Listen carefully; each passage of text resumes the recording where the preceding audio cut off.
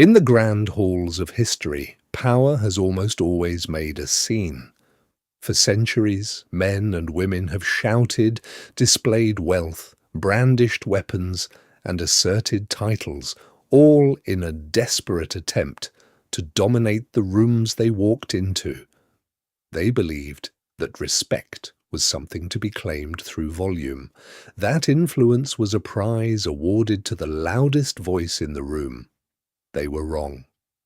Imagine a crowded 17th century royal court. Dozens of aristocrats compete for attention. Men and women laugh excessively, gesture wildly, and whisper frantically in corners, desperate to project importance. The atmosphere is dense with vanity and noise. Then, the massive wooden doors at the far end of the hall open. A single figure steps inside. He wears no ostentatious jewels. He carries no weapon. He does not scan the crowd looking for validation, nor does he hurry his pace. He walks with a calm, unhurried, measured cadence. Watch what happens next. He does not bang a gavel. He does not demand silence. He does not say a single word. Yet, like a wave moving across open water, the noise in the room begins to fracture. Conversations die in throat after throat. The grand hall, just seconds ago deafening with hubris, descends into complete, absolute silence. Every head turns, every eye locks onto him. He didn't demand respect. He didn't ask for permission. He simply walked into the room, and the space reorganized itself around his presence. What creates this invisible force? Why do some people command total respect before they even open their mouths, while others spend their entire lives begging for it, shouting for it, and never receiving a single drop? Is it genetics?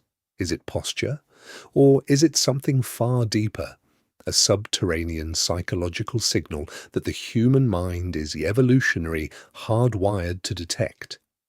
The answer lies deep inside human psychology, game theory, evolutionary biology, and centuries of forgotten philosophy. This is the architecture of gravitas. To understand why some individuals possess this subtle magnetism, we must first unlearn everything modern culture has taught us about influence. In our current world, we constantly confuse four entirely different human phenomena: fear, popularity, authority, and respect. They may look similar on the surface, but beneath the psychological exterior, they operate on completely contradictory mechanisms. Fear is an involuntary survival instinct. When a tyrant forces compliance through threat, he receives obedience, but he destroys respect. The moment the threat retreats, compliance evaporates into betrayal. Fear creates covert rebellion. Popularity is a fragile, fleeting emotion. It depends on pleasing the crowd, conforming to expectations, and feeding the appetite of the majority. Popularity requires you to adapt to the room. Respect requires the room to adapt to you. Authority is merely a title granted by an institution. A manager, a judge, or a monarch possesses authority by decree. But as history continually proves, a person can hold absolute authority while possessing zero respect. Strip away the badge, the title, or the crown, and the person becomes invisible. Respect, however, is unique. Respect cannot be demanded. It cannot be bought. It cannot be faked. And it can never be enforced through power. Respect is an instinctive, subconscious recognition of intrinsic value.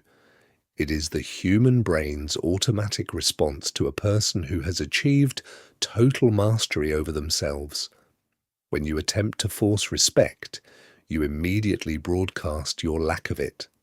The man who shouts, "I am the boss," is signaling to everyone present that his authority is under threat. The person who constantly lists their achievements is quietly confessing their insecurity. The individual who desperately tries to control others is merely advertising their inability to control themselves. True respect operates under an inviolable psychological law. It is never created by what you demand from the world. It is created by what you contain within yourself. Consider the winter of 175 AD. Marcus Aurelius, the ruler of the vastest empire on earth, sits in a freezing military tent near the Danube River. He is suffering from chronic illness, betrayed by his closest general, and burdened with the survival of Rome during a devastating plague. He possessed absolute power over millions of human lives. He could execute anyone with a flick of his wrist. Yet, when you read his private journals, never intended for public eyes, you do not find a man obsessed with controlling others. You find a man obsessed with controlling his own mind. Marcus Aurelius wrote, "You have power over your mind, not outside events. Realize this, and you will find strength." Why did Marcus Aurelius command the total, unyielding loyalty of his legions and the reverence of centuries of thinkers? Because he understood the core Stoic truth of power. Emotional discipline creates an unshakable gravitational field. In human social dynamics, emotions are contagious. When panic strikes a group, the average mind immediately mirrors that panic. When anger erupts, most people react with equal volatility. When you enter a volatile environment and remain calm, something remarkable happens to the psychological ecology of the room. The human brain is constantly looking for an anchor. In physics, when a heavy mass enters a space, smaller objects are pulled into its orbit. In psychology, the person who possesses the highest degree of emotional stability becomes the anchor for everyone else. If an individual becomes angry, reactive, or defensive, they instantly communicate that their internal state is governed by external circumstances. They are allowing the room to control them. The Stoic masters realized that true authority begins with the creation of what Marcus Aurelius called the inner citadel, an impenetrable fortress of the mind that external chaotic events cannot breach. When you refuse to react impulsively to provocation, insult, or chaos, you signal immense psychological reserve. You communicate that your mind is sovereign territory. People do not respect those who are easily moved. They respect those who remain unmoved when the world around them falls apart. Centuries before Marcus Aurelius, across the continent in ancient China, the military strategist Sun Tzu was contemplating a different dimension of human power. In The Art of War, Sun Tzu wrote a principle that extends far beyond the battlefield. He who knows when he can fight and when he cannot will be victorious. At the heart of Sun Tzu's philosophy is the power of strategic restraint. Consider how most human beings behave in social interactions. When the average person feels anxious, uncomfortable, or eager to impress, what do? They fill the silence. They over-explain their actions. They reveal their plans, their insecurities, their motives, and their emotional states. They make themselves completely predictable. And in strategic psychology, predictability is the death of influence. Sun Tzu understood that when you reveal everything about yourself, you remove all mystery. You allow others to map your mind, categorize your weaknesses, and calculate your limits. You become easily manageable. However, when a person practices strategic silence, when they observe more than they speak, when their expressions are controlled and their intentions remain unannounced, they create an information asymmetry. Notice what happens in any high-stakes interaction when someone speaks with extreme brevity. When a person speaks continuously, their words drop in value. Every extra sentence dilutes the power of the sentence before it. It signals a subconscious need for validation, a desperate attempt to ensure the listener understands, agrees, or approves. Conversely, when a person uses few words, those words carry massive weight. Their silence creates a psychological vacuum. Human nature abhors a vacuum. When you do not fill the air with empty noise, other people will naturally rush to fill it themselves. They will overtalk, reveal their own motivations, and project their anxieties onto your quiet frame. Strategic restraint is not about being passive. It is the active, deliberate withholding of energy until the precise moment it matters most. To understand how strategic restraint, emotional mastery, and quiet composure operate in the real world, we need only look at one of the most volatile moments in ancient history. The year was 47 BC.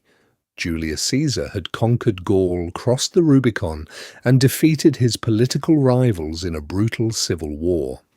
Yet, upon his return to Italy, he faced a crisis that threatened to destroy everything he had built, not from an enemy army, but from his own men.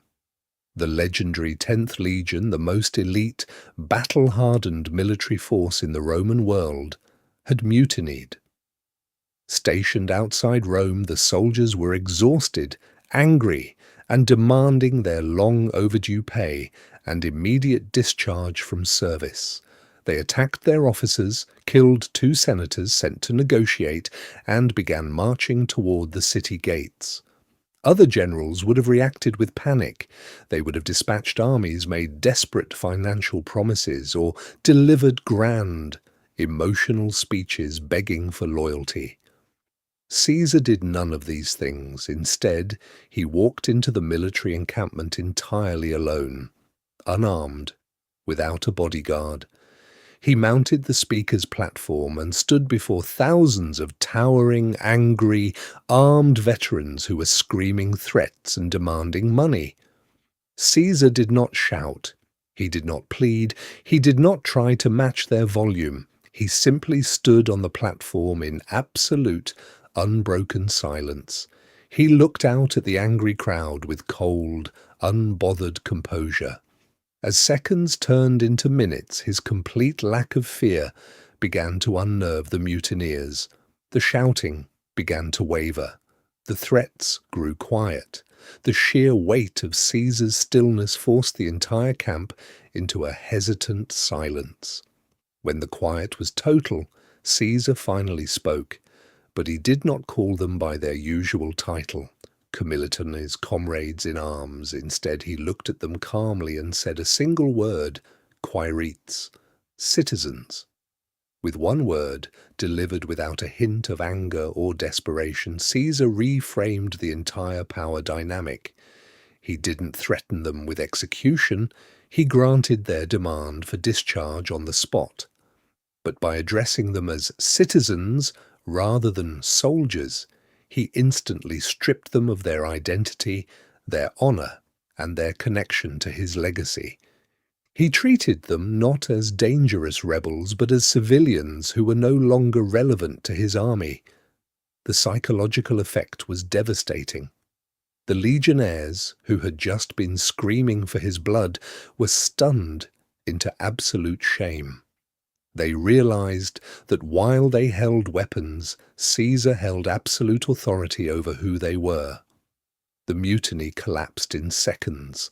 The soldiers broke down weeping, begging him to revoke the word, pleading to be called soldiers again, and offering to undergo public punishment just to serve under his command once more. Caesar did not crush the rebellion with violence or grand rhetoric. He crushed it with self-control, composure, and a surgical understanding of human psychology. He proved that true leadership is not proven when you raise your voice, it is proven when your silence makes everyone else re-examine theirs. To understand the hidden mechanics of quiet authority on an even deeper level, we must turn to the pioneer of depth psychology, Carl Gustav Jung. Jung proposed that the human psyche is divided into distinct structures. Among them are the persona and the shadow. The persona is the public mask, the agreeable, polite, socially sanitized version of ourselves that we present to the world to be accepted.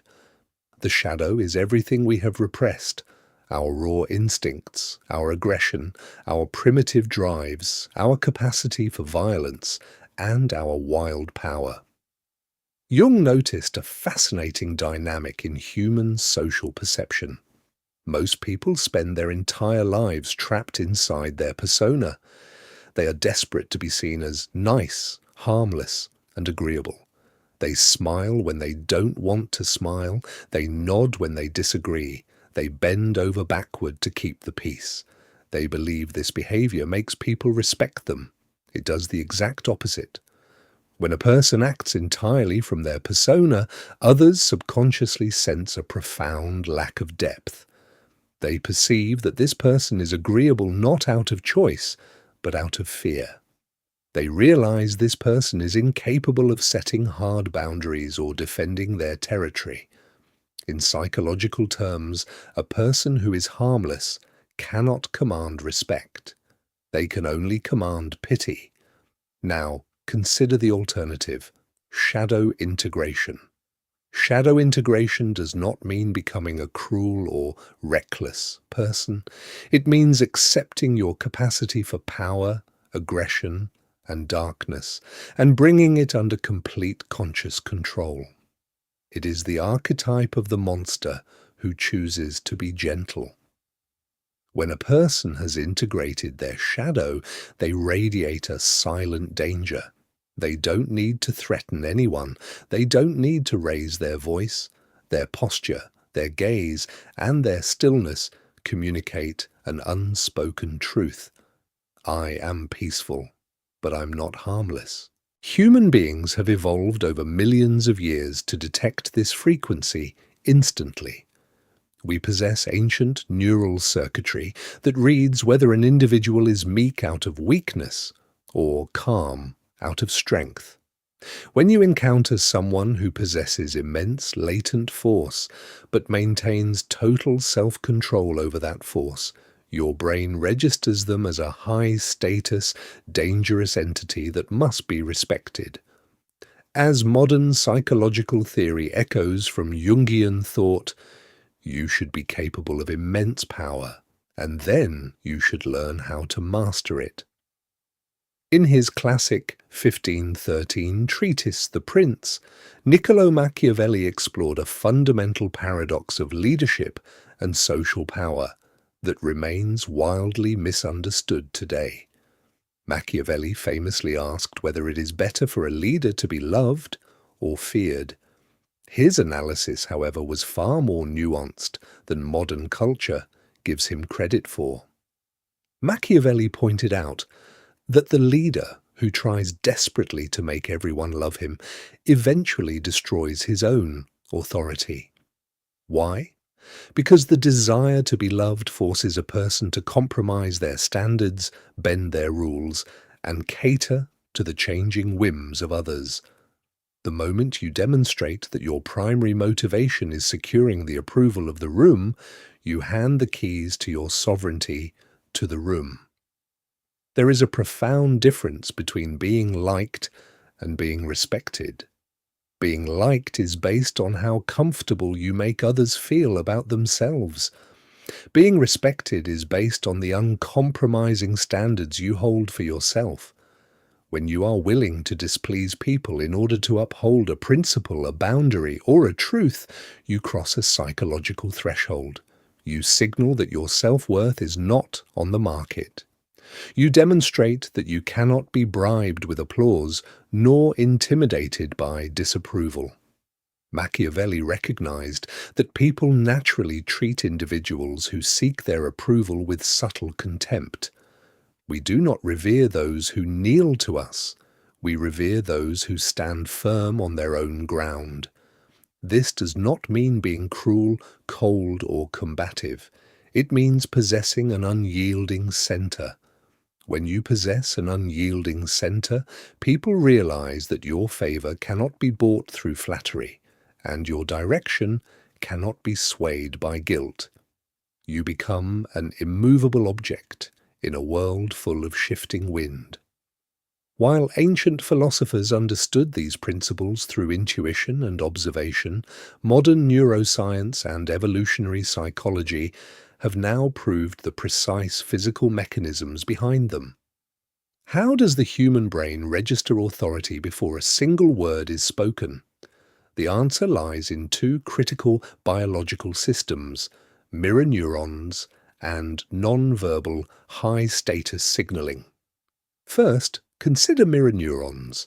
In the early 1990s, neuroscientists discovered mirror neurons, specialized brain cells that fire both when we perform an action and when we observe someone else performing that action.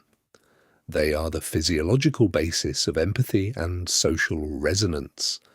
When you walk into a room feeling anxious, needy, or insecure, your body subtly expresses this through micro-expressions: rapid blinking, shallow breathing, restless fidgeting, and erratic eye movements. The mirror neurons of everyone in that room pick up these micro-signals instantly and unconsciously.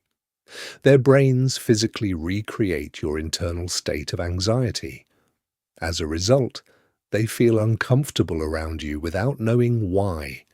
They assign a low social rank to your presence because your body language is signaling distress. Conversely, when you enter a room with calm, grounded breathing, an open posture, unhurried movements, and a relaxed blink rate, the mirror neurons of others absorb that composure. Their nervous systems calm down in your presence. You literally regulate the biochemistry of the room. Their brains register you as a source of stability, safety, and high status. Second, consider the halo effect and authority bias.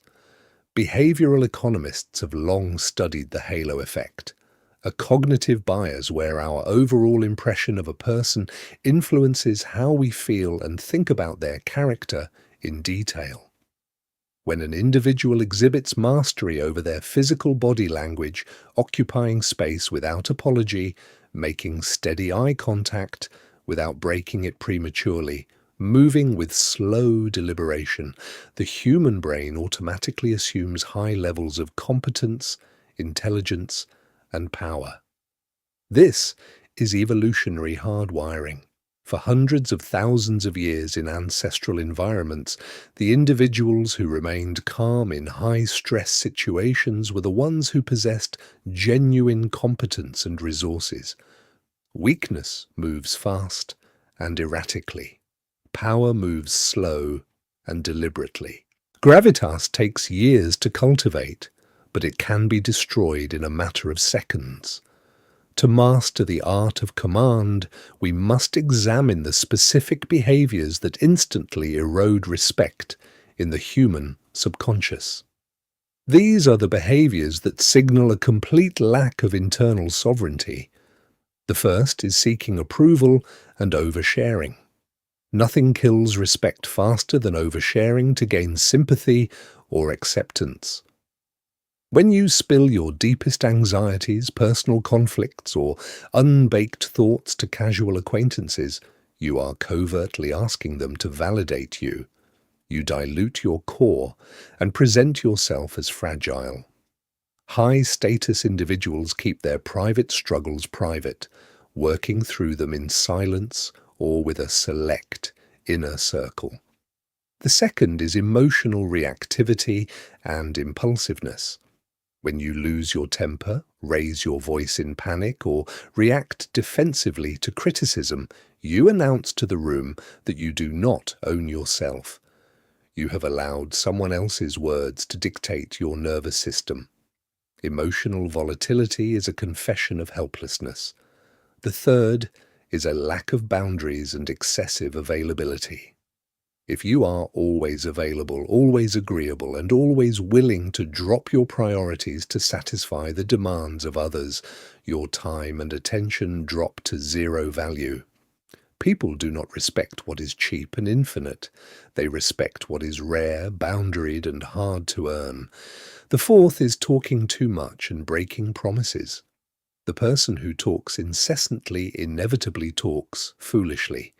They make promises they cannot keep, give opinions on things they do not understand, and betray confidences to keep conversations going. Every time you break a promise, especially a promise you made to yourself, you shatter your internal integrity. And when your internal integrity breaks, your external presence collapses with it. If those are the habits that destroy respect, what are the daily disciplines that forge an unshakable presence? Gravitas is not an act you put on. It is the natural byproduct of specific, deeply ingrained habits. The first discipline is impeccable integrity. To command respect from others, you must first possess absolute respect for yourself. This begins with a radical commitment to your word. If you say you will do something, you execute it, regardless of how you feel, how tired you are, or how difficult it becomes. When your mind learns that your statements are non-negotiable realities, your voice adopts a tone of absolute certainty that others feel instantly. The second discipline is strategic pause and deep listening. When someone speaks to you, do not immediately jump in to answer. Pause. Allow 2 or 3 seconds of absolute silence before you respond. This simple habit changes everything. It proves you are actually processing what they said. It demonstrates that you are not intimidated by silence, and it gives you total control over the cadence and direction of the conversation. The third discipline is the power of no and firm boundaries. Respect lives in the boundaries you set and enforce.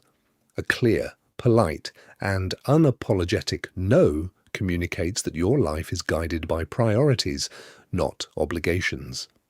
You do not need to give long, convoluted excuses for why you cannot do something. State your boundary calmly, clearly, and without guilt. The fourth discipline is uncompromising competence. At the ultimate foundation of quiet authority lies genuine, undeniable competence. You cannot fake deep mastery. Whether in your craft, your physical conditioning, your domain knowledge, or your self-discipline, when you know that you are deeply competent, you no longer need to perform for the crowd. Confidence is not believing that everyone will like you. Confidence is knowing that you will be completely fine, even if nobody does.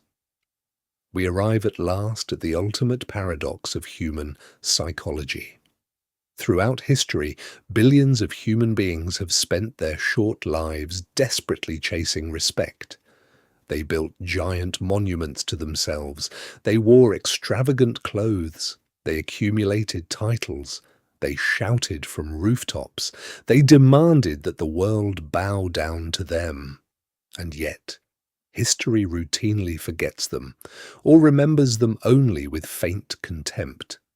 Because respect operates under an ironic law, the moment you chase respect, you prove that you do not possess it. Respect is never created by your appearance, your title, or your theatrical demands. Respect is the residual effect of consistency. It arrives quietly, almost imperceptibly, only after a person stops caring about the applause of the crowd and begins caring entirely about the mastery of their own soul.